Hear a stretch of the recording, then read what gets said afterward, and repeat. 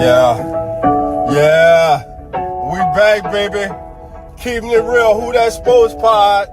Dolph Jackson, Coach Rock, presented by the Come On In Sports Network.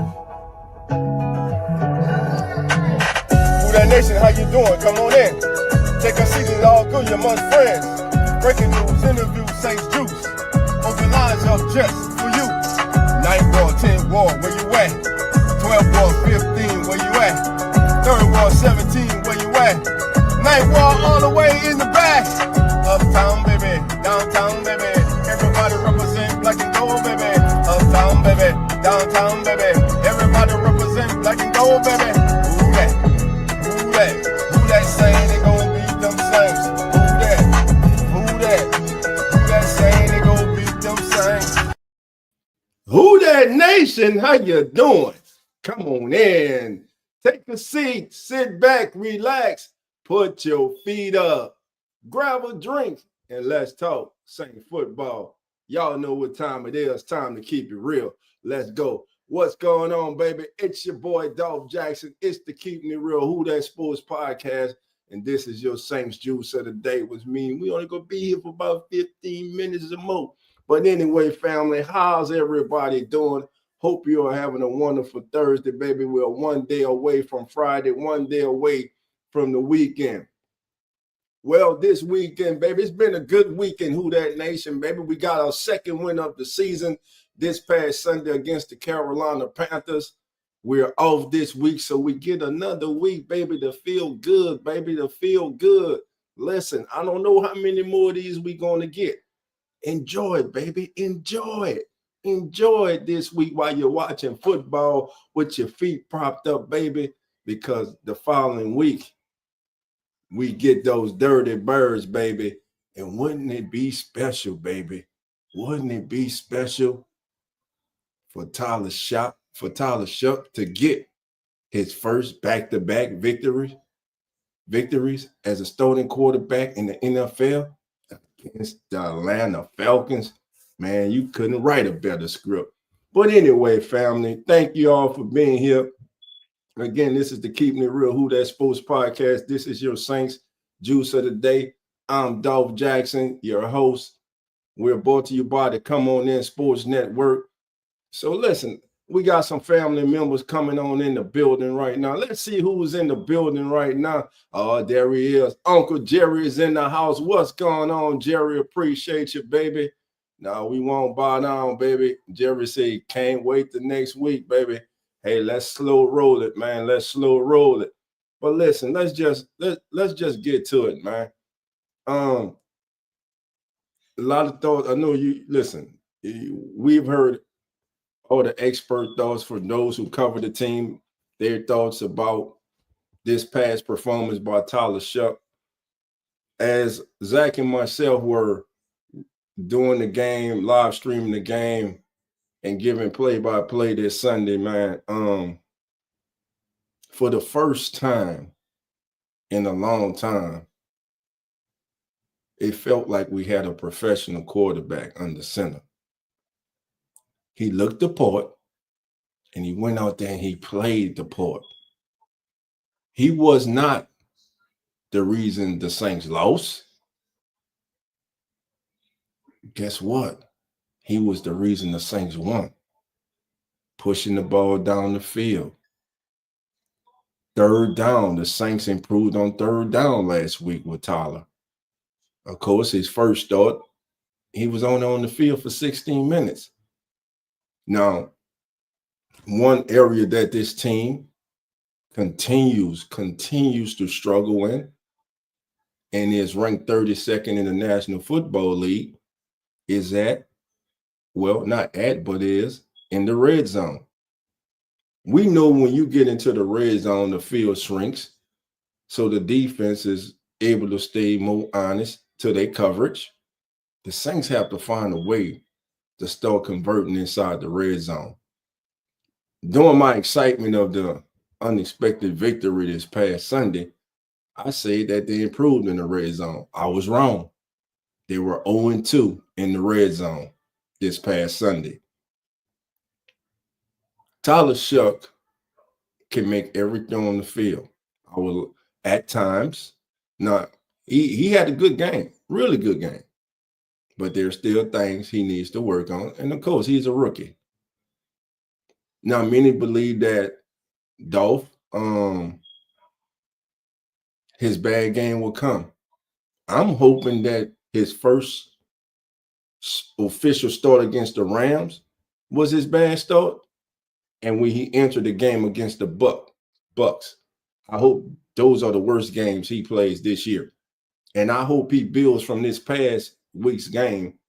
He continues to build on that. Because you're going to hear me say, you're going to hear a lot of people say, you heard them all say, you heard Nick Underhill, you heard Ross Jackson, you heard everyone say, TJ Jones, Big Q, Boo Crew.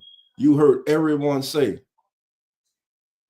if the Saints do not have to go into the 2026 draft forced to take a quarterback. I know it's only one game, but looking at that game and the previous game, even though for 16 minutes, and the previous game, what I look at in that Rams game was the way he worked that 2-minute drill toward the end of the half. Remember, that was the highlight of that game for the Saints. But it was beautiful. And then he comes back the next week, this past week, goes to Carolina and gets a impressive win. Again, this team has to improve in the red zone, but that's just not on the players on the field. I also believe that our rookie head coach has to start growing too. I want to see him grow. In one area that I feel he can grow, you got to take chances right now. You were 1-8 and you were at the 2-yard line, you kicked the field goal. It's like someone, who was it that someone, I can't recall offhand, but someone said, who was it? Jeff Nowak. Jeff, shout out to Jeff, man. My brother Jeff, good friend of the program. Jeff was like, there are certain situations that you kick a field goal in. That was not one. You're 1-8. You're at the 2-yard line. You're the worst team in the National Football League in scoring touchdowns in the red zone. You were 0 for 2. You have to find a way to get that ball into the end zone. You have to. Now, as the Saints are on this bye week, a lot of self-scouting is what Coach Moore said he was going to do. One thing he's going to have to do is find a way to get number 14 involved more in this game plan, and get him the ball. Of course, I'm talking about Devon Vele. We gave up a lot. You gave up draft capital to go get this young man. Second half of the season, I would like to see a significant uptick in him being involved in this offense. Rashid Shaheed's gone. So really, who is the number 2 receiver? I believe we're going to get just what we've gotten so far from Brandon Cooks. At this stage of his career, Brandon Cooks is who he is. Who's going to step up now and be that number 2 option at the wide receivers position for the New Orleans Saints and for Tyler Shuck? This team will no doubtly in free agency and the draft, free agency and the draft, once again have to address the offensive line. There is a good chance that Cesar Ruiz will not be a member of the New Orleans Saints next year. Now, a lot of you are excited about that. Despite what we think about Cesar, and he makes you scratch your head, pull your hair out, if you got any. He frustrates you at times because he's highly inconsistent. But have you looked around the National Football League at some of these, not some of these, but a lot of guards in the National Football League? You may be able to get back a better haul than many think you would be. Many think you would be able to get back for Cesar Ruiz. Center, got to go get you a young center in this draft too. Must. But I believe one of the main areas and major areas that this team must address, and I like to see them do it in the draft, if there are any viable ones coming out this year, that's the tight end position. The last 3 draft class, maybe the last 5 tight end draft classes coming into the NFL have been really stopped. And the Saints have completely ignored it. I'm not talking about when the 7th round pick 6. They were, man, who were you could have had Laporta. There was Dalton Kincaid. You name them. They were in position. They could have took Tyler Warren this year, but let me just say this: they made the right decision.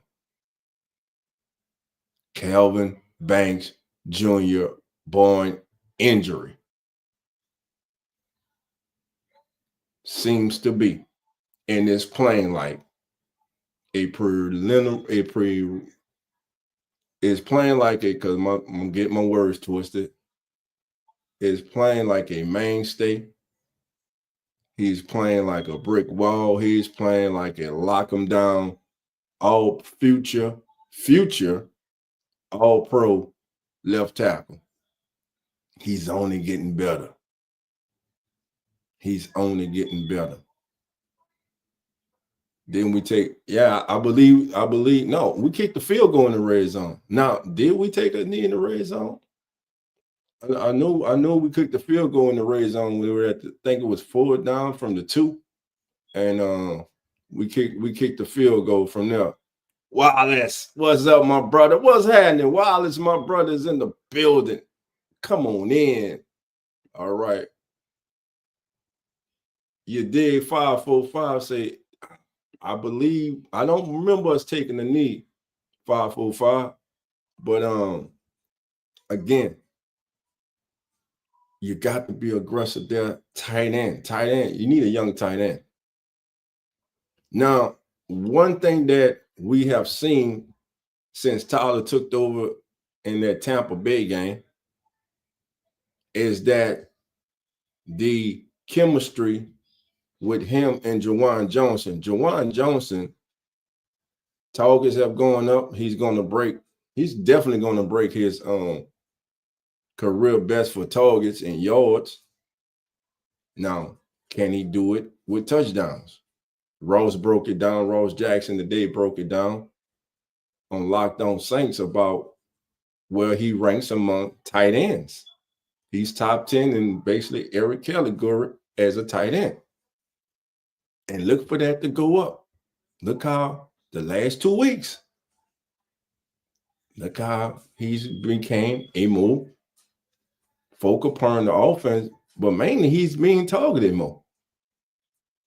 So I believe that tight end still is a must for this team. You need a versatile, all-around tight end. Now listen, there is only one Brock Bowers. Now, I wish we could get a clone of him, but chances of that are slim coming out this year in the draft.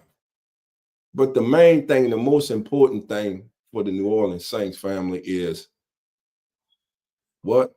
The development of Tyler Shough. Tyler Shough is the key to how long this rebuild will take place. Again, to me, the Saints already have their cornerstone at left tackle. Tadalisi Fuaga still has the ability. He's good. He's going to get better. He just has to get healthy and stay healthy. I feel good about him at right tackle. The guard position, though, that left guard, that right guard, and a center. Because this is the, 2-3 years straight that we have lost Eric McCoy. We got to get us a young center in there. We have to get us a young center. I don't care if it's a young veteran center who's already in the league. Like we got. Man, that Fontenot trade, man, doesn't it look great right now? Just think if we didn't have him. I mean, he's been solid since taking over for Eric McCall. He's been solid. Solid play. But we need more. Second half of the season, we need more out that offensive line. We need more of that offensive line so we can get more out the run. This past week against Carolina, we were able to run the ball. We attempted to run the ball. That helps when you attempt to run the football. This past week, many times the Saints run the ball this past week, man? Let me look that up right now, because I believe it was like 30, if I'm not mistaken, like 37 times that the Saints ran the ball. I'm about to tell you right now. But you have to have balance. The Saints have to have balance. And we're in the Saints are in their bye. And I'm going to still ask this question. What in the hell is the Saints' identity? Can anybody right now honestly say the Saints have an identity? Go to week 10. Because personally, I don't know. Are they a running team? Are they a passing team? So this past week, the Saints rushed the ball as a team for 122 yards on 37 attempts. Now, that to me, not a great, you might say, well, DOLPH is not a great average, but it's the number of attempts. It's the time that runs. Alvin had some really great runs in that game. And a lot of you may say, DOLPH, what do you mean? Well, think about this. On that 4th down and 2, was that not a great run by him? Looked like he was stopped, but he slid to the left, got through the smallest crevice, and got that first down. That was a big play in that game. He got some big 2-3 yard runs in that game. I love what I saw from Devin Neal. 4 carries, made the most of them, averaged 5.5 yards a carry for 22 yards. Alvin touched the ball 22 times on the ground, had 83. His longest run was 16. So the running game, and Taysom got his 7. And speaking of Taysom Hill,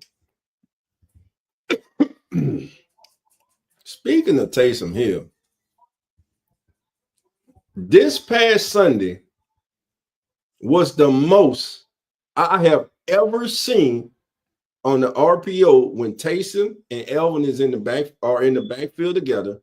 This past week was the most ever I have seen Taysom Hill actually give the ball to Alvin Kamara.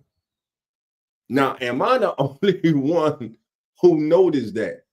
Because remember, early in the game, he was doing typical Taysom.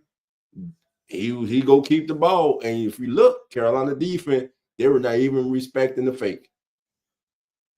That first, they blew Taysom up in the backfield because they knew he was going to keep the ball. And a lot of times, he not even looking. He already has in his mind, he keeping that ball. But as the game went on, he started to get that ball off to Alvin. Now, that's going to open up some other things with that package. The backside end, he's going to have to what? He's going to have to be disciplined. He ain't going to be able to just run down the line. He's going to have to stay honest. He's going to have to stay disciplined. And just that split second could be the difference from a loss or a significant gain. So those are just some of my thoughts. All right. Let's see. Got some chat. More family members than came in here. I got my brother Wallace in here. All the 554. Booker's in the building. What's up, Booker? We need some playmakers more than anything this year. Got to go get playmakers. And not just on the offensive side when we talk about playmakers. We need defense. We need difference makers. Playmakers, difference makers. There you go. That's what we need. This team needs difference makers. There are not enough difference makers on this team. Hell, who is the difference maker on the Saints offense? Chris Olave, getting back to being that. Tyler Shuck, allowing Chris Olave, allowing Juwan Johnson to be playmakers. But other than that, who are the playmakers? I'm saying Juwan Johnson. He did catch all 4 balls this past week. Happy for him. He just frustrates the hell out of us when he drops the ball. And it's almost kind of like we should come to expect him maybe to drop a ball a game. But he didn't drop one this past Sunday. So why should we expect that? When much is given, what? Much is expected. And on the defensive side of the ball, they played one of their better games. As a team, this was the Saints' most complete and best game of the year. Again, do we really count that Giants game? The defense got 5 turnovers, and the Saints still better won that game. It still was close. It shouldn't have been as close as it was. You know what I'm saying? It shouldn't have been as close as it was. But this was the most complete game that the Saints played. Now, the thing is, you go into the break, you get to feel good by yourself. You know, you go into the break with a win. Now, those 10 games are gone. You can't get those back. Now, you have a 7-game season. 7-game season. Can you go 5-2? Some of you out there like, hell no, dog. We don't want them to go 5-2. Finish 7-10. That go mess up our draft position. A lot of y'all get caught up on that draft position. How many top? Matter of fact, let's go back. Let's go to this past draft. Tyler Warren has been successful. Has Ashton Genty really done like a lot of people thought he was going to do? He's been all right for the Raiders. Think about it. T-Mac with Carolina. He's been okay. Okay. None standing out. All right. Abdul Carter with the Giants. How many times a week do you hear his name called? I'll wait. I'm saying that to say, family, that we can't just get caught up in this top 5, top 10. We need a top 5, top 10 pick. Man, we really need a top 3 pick. Why? If Tyler Shuck proves that he is worthy of the Saints hitching their wagon to him as their franchise quarterback, why wouldn't I, and why wouldn't you want that? Because if that is so, you are not forced to go into the draft and reach for a quarterback that is unworthy of being selected where they are selected. And make no mistake about it, there are a lot of quarterbacks every year that are selected where they shouldn't be selected. Kellen likes to play fast pace. He does. But sometimes what I've noticed too is like they'll have a third down, like let's call it 3rd down and 3, 3rd down and 4, and they won't even huddle and they'll go straight to the line. And the majority of the time, the play winds up being a bust. It doesn't work. It is is a false start, is a illegal formation, or it's just not executed properly. Sometimes you got to slow down for your own good, man. You got to pick your places, where to pick up the pace, where to press on the gas, but you also got to know where the throttle is back. And that's what I say earlier about Coach Moore. He's a rookie head coach. He's learning on the job. I know he's been the play caller, the offensive coordinator, but now he's in charge of the whole ship, baby. A lot of stuff. He's got clock management. Remember, week 1, he went into the locker room with all 3 timeouts. So the second half of the season, not only do I want to see continued improvement from our quarterback and our team as a whole, but we need our leader, the leader of this team. We need to see improvements from him, meaning Coach Moore and his entire coaching staff. They got to do a better job of preparing these guys to go into battle. That's where we are with this. Now, I told you guys, speaking of Tyler Shuck, I'm going to throw some names out here for you, because each week there's a tier list for quarterbacks in the National Football League. So I'm going to share the screen with you, and we go take a quick look at this tier, and we go see just how far our young rookie quarterback has jumped up the board from just a week prior. So let me get that up there, share that with you. Again, this is the Keeping It Real Who That Sports podcast. I'm your boy, DOLPH Jackson. Thank you all for being here. Do us a favor, family. Hit that like button. If it's your first time, please join the family. Come on in. All right, family. So here we go. Right now, we go tier 1 quarterbacks, and the number 1 on this list is Matthew Stafford. Matthew Stafford is having one hell of a year right now. He is unquestionably, to me, one of the top MVP candidates this year, if not the top.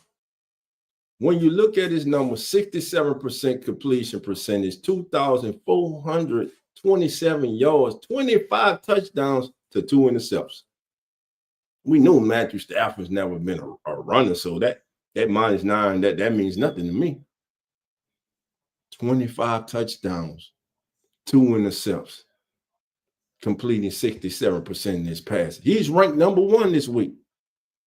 Number 2, they were left for dead, but here they are. And guess what? Looks like the road to the Super Bowl in the AFC is going to go through Kansas City again. Mahomes, 17 passing touchdowns, 5 interceptions, 285 rushing yards with 4 touchdowns. He has put that ball on the ground 3 times, though. His completion percentage is 64.6. Then there's Baker Mayfield, who has turned into a tier 1, one of the best quarterbacks in the National Football League, hands down. Hands down. I don't care if he played for Tampa. I understand that's our foe in the NFC South. Baker Mayfield is a good, he's not above average. He's a good quarterback. He's a tier 1 quarterback, and he's been playing like that the last couple of years. Now he's starting to get respect. But some of y'all still don't want to give him respect. 64% completion percentage, 16 touchdowns, 2 interceptions. And here's the little tricky thing about Baker. He always has a run or 2 in a game that makes you say, damn, I ain't know Baker can do that. I ain't know he was like that. But he like that. He's sneaky. So Baker is number 3. There's Drake May. We saw this kid up a few weeks ago, and we know how good it. Look at Drake May's completion percentage. 71%. Over 2,500 yards, 19 touchdowns, and he's rushed for 283 yards. He's in tier 1. Who's missing? All right, Mahomes is there. Who's missing in tier 1? Well, Josh Allen not. He's there, 70% completion percentage, 15 touchdowns, 5 interceptions, 311 yards. The current reigning MVP doing his thing, but he's down 1. He's down to 5 this week. And man, shout out to Sam Darnold. 71% completion percentage. averaging 9 yards per pass attempt with 17 touchdowns. Last year was not a fluke. Sam Darnold has become what many thought he would be when he came out of USC. It's not always about the player. It's also about where that player goes, where he lands, the environment, the staff, the belief in that player. Are they truly trying to build around that player? Are they truly trying to help that player?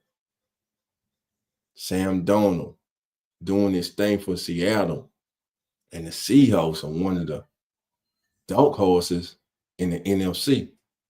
With that front four that they have, with that front four that they do not have to blitz a lot because of that front four, they gonna be problems for a lot of people, man. And Jackson Smith, is this kid on another level or what right now? He is balling out of his mind. He has become that dog, that alpha dog, that 1A. He is the man. That's Sam Darnold's number one guy there, and I love their running game. So Sam Darnold also in tier 1. All right, tier 2. Former MVP Lamar Jackson. They got him ranked in tier 2. Lamar Jackson's on the throne, 1 intercept this year. He's completed 70% of his passes. Look at his completion percentage.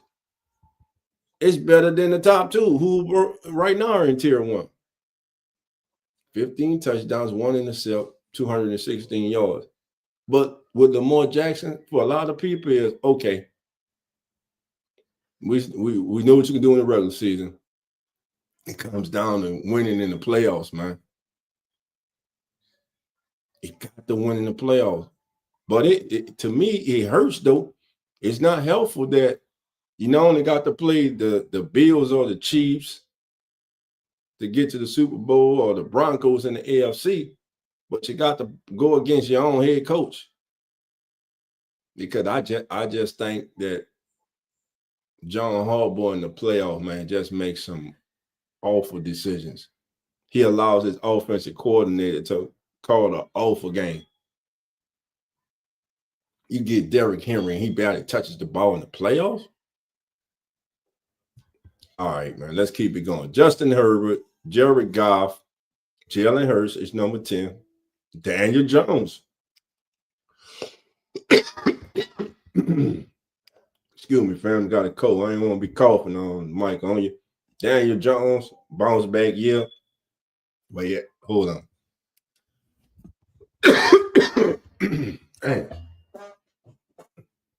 So Daniel Jones with a bounce back year, but he had that one clunker. Now he's got 7 intercepts on the season, but he's thrown for 2,600 yards, and he has turned the coach into a major contender.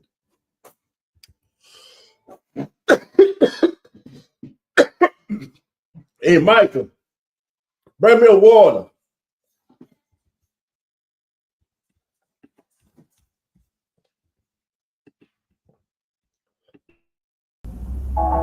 Yeah,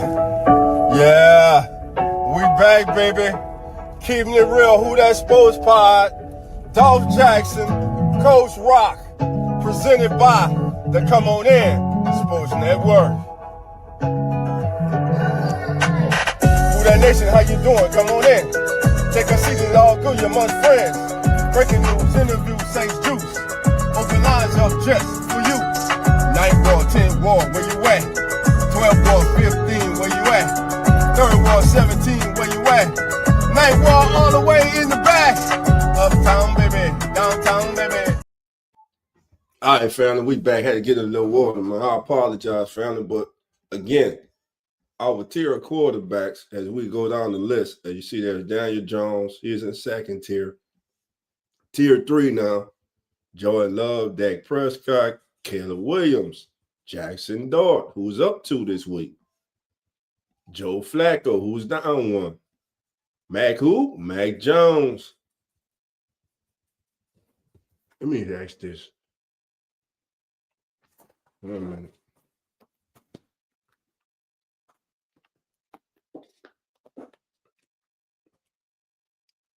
Has Mac Jones played himself into a potential starting role next season with a team that is looking for a veteran for a bridge quarterback? Let me know.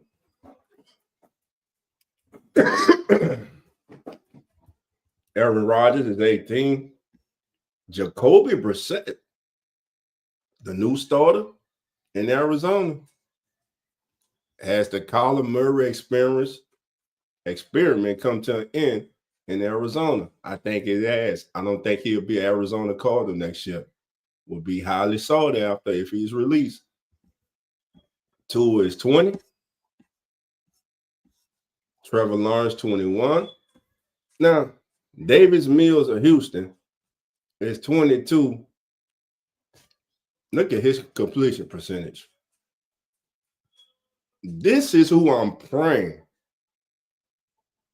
that Tyler Shuck does not turn into or come anywhere close to, is Davis Mills.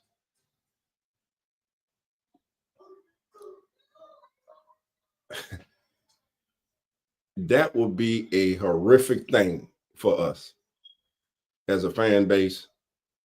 That and as an organization, it would cripple the Saints. All right, so Marcus Mariota, 23. And look who's up, 24 to 24. Now, I want you to look at who's in front. Bo Nix, JJ, Geno, Michael Penix, Cam Ward, Dylan Gabriel, Bryce Young, Justin Fields. And we're talking about him starting his second game, and he's already skyrocketed past them. 586 yards, 3 passing touchdowns, 2 INTs, 11 rushing yards, 0 fumbles. There's Tyler Shuck, our quarterback. All right, go to comments.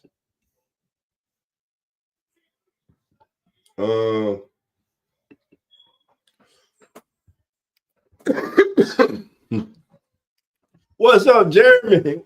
Beware the stampede. Co-host to come on in, Bills. What's going on? My brother says Josh Allen is the GOAT. He is with the GOAT. GOAT better get to that bowl this year. I knew that. What's going on, fam? Wilder said, you're right. Our coach need to be coaching himself. He a rookie coach, man. He learning. Wilder's talking about Shuck. I believe he's going to work out as our quarterback for the future. Cool with that.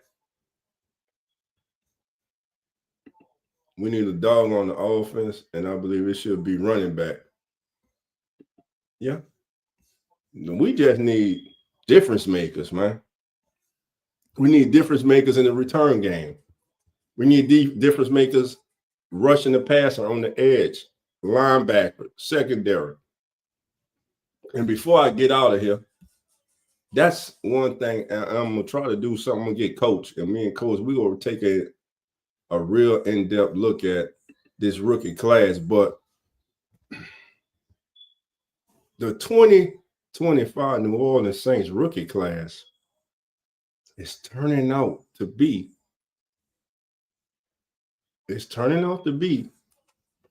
the foundation that is being laid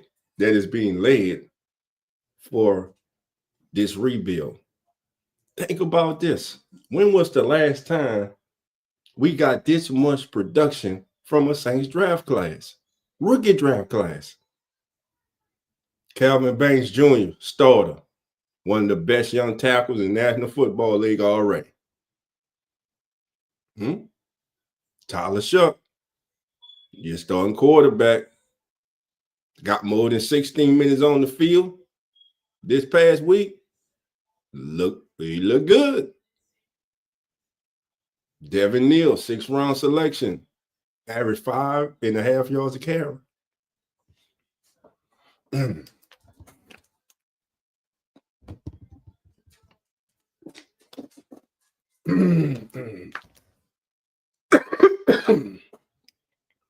5.5 yards of carry by Devin Neal. Yoni Sinker, starting safety. We didn't expect them to start. We had Justin Reed, Honey Badger before he retired. Honey Badger goes out to bring in Julian Blackman. Unfortunately, Julian Blackman gets hurt week 1. And had we missed a beat with Yoni Sinker back there? Not at all. Yoni Sinker is going to be a dog. He is a good selection. And a young man that everyone was high on when the Saints selected him, and all the draft analysts thought that he was a steal where the Saints got him. And I'm talking about who? Quincy. Quincy's out there on that cornerback. And he's locking things down. Now listen, at times it's feast or famine with him as a young corner. Either he's right there or he's getting beat. Tampa Bay game, he got beat. Chicago game, he made a hell of a break, hell of a read, hell of an interception. He's always around the ball. He's always competing. Vernon Broughton unfortunately got hurt, but before he got hurt, in that game, he was flashing. So hopefully he can come back full strength next year. Look at Danny Stutzman, whose snaps have gone up this last several weeks. Not only just special teams, but he's getting significant. Not significant, but he's had a very good uptick on plays from scrimmage. And he's producing.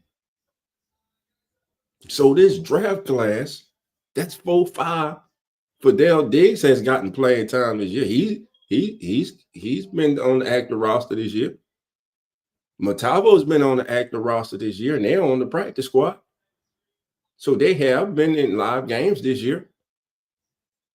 So this rookie class,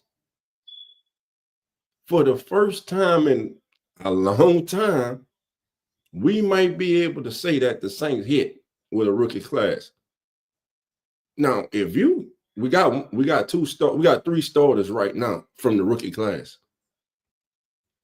I'm gonna say it again. You got 3 starters: Sinker, Quincy Riley, Calvin Banks Jr. That's 3 starters from the 2025 rookie class for the New Orleans Saints. And for this team to get back to playing top-notch, high-caliber, winning football, and eventually being in the championship, the Super Bowl picture, they're going to have to hit in the draft. They're going to have to hit with their draft. And if they get 4-5 starters out this class and 2-3 contributors, value backups who can come in, and there's not that big of a drop-off, that's a win for the Saints. But the most important win for the Saints has to be and must be Tyler Shuck. And this past week, he gave us all hope and a glimpse of what could be. Now he has to build on it. He has to build on it. He cannot afford to go backwards. He has to build on that success that he had last week. So that's going to do it, family. I kept you a little longer than I wanted to. I apologize for all this coughing, man. But wanted to come and talk to you, family. Thank you all for being here.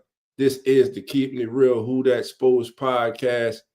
I'm your boy, Dolph Jackson. Want to remind everyone to join us, family, this Sunday morning at 10 a.m. on the Come On In Sports Network, and here on the Keeping It Real Who That Sports podcast for as the NFL turns pregame show, as we get you all ready for this Sunday's action. It's squad this week for us. We can sit back and relax, baby. Saints are off, but we'll be back at it in 2 weeks when we host those pheasants, those dirty birds from Atlanta. Until then, family, like always, love and who that. And we out. Yeah, we back, baby. Keeping it real, Who That Sports Pod. Dolph Jackson, Coach Rock, presented by the Come On In Sports Network. Who That Nation, how you doing? Come on in. Take a seat, it's all good, you're amongst friends. Breaking news, interviews, Saints Juice. Open lines up just for you. 9 ball, 10 ball, where you at? 12 ball, 15, where you at? 3rd ball, 17, where you at? 9th ball, all the way in the back. Uptown, baby, downtown, baby. Everybody represent black and gold, baby. Uptown, baby, downtown, baby. Everybody represent black and gold, baby. Who that? Who that? Who that say?